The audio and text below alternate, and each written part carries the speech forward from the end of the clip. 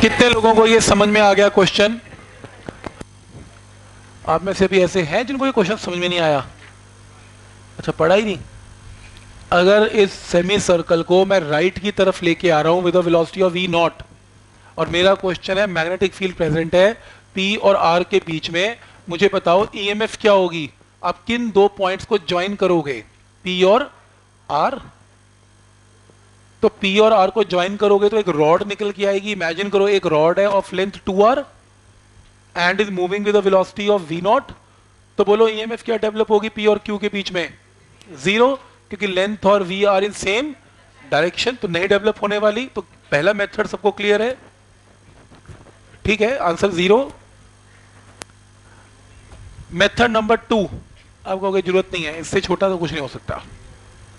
Method 2 देखते हुए लग रहा है कि नहीं, मेथड 1 ही ठीक है वैसे तो, बट ये मुझे लगता है कॉन्सेप्ट वाइज ज्यादा स्ट्रॉन्ग है मेथड नंबर 2। यूज मत करना ऑब्जेक्टिव में, यूज फर्स्ट ही करना, क्वेश्चन तो ठीक ही हो जाएगा, बट मुझे लगता है कि इंपॉर्टेंट है।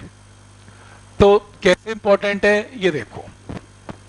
सपोज करो इसमें आपको क्या गिवन है, ये एक सेम क्वेश्चन है, सेमी सर्कल गिवन है, v नॉट है और रेडियस जिसका कितना है, कैपिटल R है। मुझे इन दो पॉइंट्स में वैल्यू निकालनी है, कॉर्नर्स के EMF निकालनी है। तो ये R है तो ये भी R है। तो मैं क्या करता हूं, PQ, चलो यार ये भी पॉइंट R ही नाम दे दिया, कोई बात नहीं, कोई फर्क नहीं। तो मैं इस क्वेश्चन को सॉल्व करने के लिए इसके दो हिस्से कर लेता हूं, क्वाड्रेंट और क्वाड्रेंट। तो जरूरत नहीं है, आप सीधा भी ज्वाइन करके आंसर निकाल ही चुके हो, आंसर अब भी जीरो ही आएगा, पर मेथड सही है, इसका समझने वाला है। तो आधे आधे पोर्शन को अगर करना है तो P और Q राइट मूव कर रहे हैं।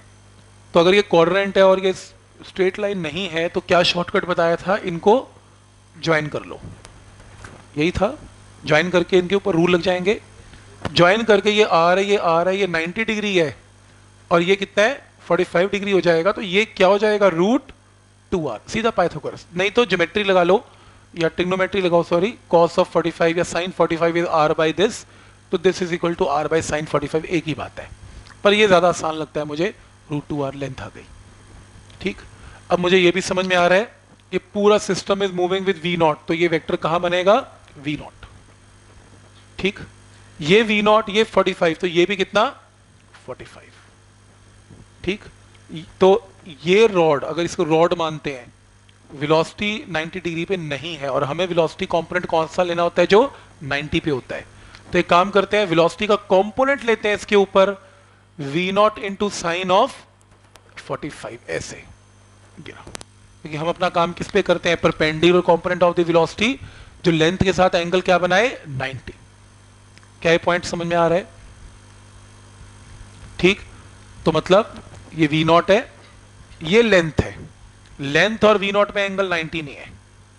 तो अभी अभी हमने पीछे डिस्कस किया कि अगर 90 नहीं है कोई बात नहीं, हम इसका कंपोनेंट ले लेंगे जो 90 बनाएगा। तो क्या बनेगा, v नॉट साइन 45, क्योंकि cos 45 तो लेंथ के साथ चला जाएगा, वो तो कंट्रीब्यूट नहीं करेगा EMF ने। क्या स्टेप क्लियर है? तो मैं इजी बनाने के लिए काम कर लेता हूं, मैं इसको मिटा देता हूं, मुझे नहीं चाहिए, सिर्फ समझाने के लिए है। मैं बस एक ही कंपोनेंट आपको दिखाऊंगा और कौन सा, इसका परपेंडिकुलर कंपोनेंट, बस। क्या ये पॉइंट समझ में आ रहा है यहां तक? अब फ्लेमिंग का राइट हैंड रूल वैसे भी ये कहता है कि तीन फिंगर्स आपस में 90 पे ही होनी चाहिए, नहीं तो लगेगा नहीं। तो अगर मैं ये पूछूं इंड्यूस करंट बताओ P से Q कहां है, तो फ्लेमिंग का right hand rule, P board के अंदर है, थंब कहां जाएगा? कई लोग कहते हैं V नॉट के साथ जाएगा, V नॉट राइट नहीं जाएगा, V नॉट साइन 45 के साथ जाएगा, क्योंकि तीन फिंगर्स में जो थंब है डायरेक्शन ऑफ कंडक्टर है और हमने वो वेलोसिटी का कंपोनेंट लेना है जो कि 90 डिग्री पे होगा लेंथ के साथ, तभी बात बनेगी। तो B बोर्ड के अंदर है और V नॉट साइन 45 नीचे की तरफ है, तो सेंट्रल फिंगर कहां जाएगी, ऊपर। तो इंड्यूस करंट कहां जाएगा, ऊपर की तरफ। कोई डाउट इसमें? तो आपने कौन सा कंपोनेंट लेना है वेलोसिटी का, जो कि कितना रॉड के साथ क्या होगा, परपेंडिकुलर। तो आपने अगर वो वेलोसिटी 90 डिग्री पे नहीं भी है तो आपने सबसे पहला काम क्या करना है, कंपोनेंट जो कि परपेंडिकुलर है। कोई डाउट इसमें? ठीक, तो इसके अंदर करंट यानी कि P से Q जाएगा कुछ इस तरीके से। अगर करंट यहां से यहां जाएगा, इंड्यूस करंट है, तो ये टर्मिनल क्या माना जाएगा, नेगेटिव, और ये क्या माना जाएगा, पॉजिटिव। तो करंट कहां से कहां जा रहा है, माइनस से प्लस। ये पॉइंट समझ में आ रहा है यहां तक, कोई डाउट इसमें? ठीक, अब आगे सेम रूल इसमें लगा लेते हैं, ये लो। अब इसको सॉल्व करते हैं तो डिस्प्लेसमेंट किसके, Q और R के बीच में लें, लेंथ इसकी भी कितनी है, √2r है। तो इसमें वेलोसिटी कैसी है, ये रही वेलोसिटी वेक्टर, ये रहा, देखो दिख रहा है, ठीक।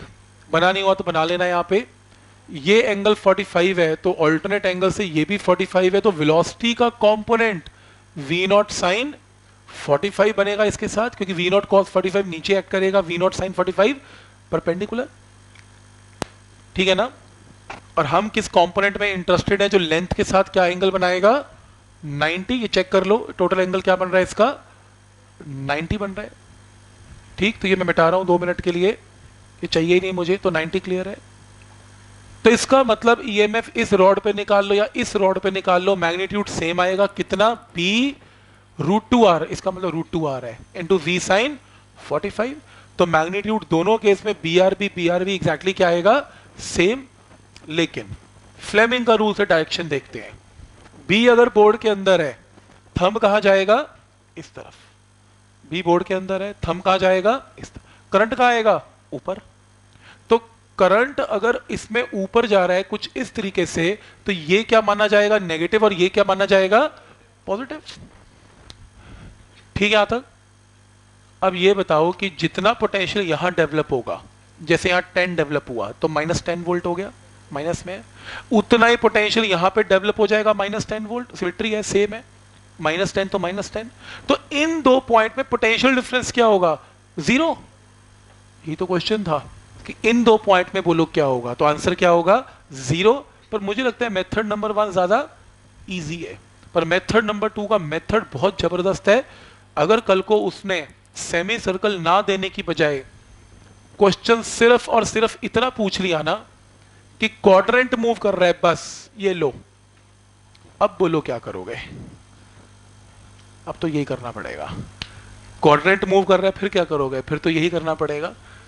तो अब जो मर्जी शेप दे दे, हमें कोई टेंशन नहीं, हमें सर ये पता है कि जो 2 पॉइंट्स देगा उनको ज्वाइन कर लेंगे, वेलोसिटी परपेंडिकुलर ले लेंगे, BLV लगा देंगे, काम खत्म।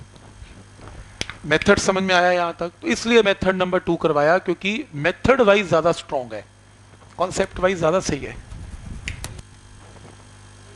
बाकी किस्मत अगर काम कर गई, ऊपर वाला मैं तो ऊपर वाला लगाओ, ठीक है, फंस गए तो रूल तो सीख के जाओ। डायरेक्शन इसके अंदर, इसमें B कैसे है, बोर्ड के अंदर थंब इधर वेलोसिटी के परपेंडिकुलर लेना है आपने, तो डायरेक्शन ऊपर नहीं जाएगी। करंट तो ऑब्वियसली यहां नहीं ना, यहां जाएगा ना, तार तो ये है, तो इंड्यूस करंट ऐसे जाएगा। B कहां है, बोर्ड के अंदर है, क्रॉस है। थंब कहां है, ये रहा, ये लो। तो मेरी सेंट्रल फिंगर ऊपर नहीं जा रही, ऊपर का मतलब P से Q जा रही है। अब ये तो रूल यहां लग रहा है, करंट तो यही जाएगा ना, P से Q। कोई डाउट इसमें?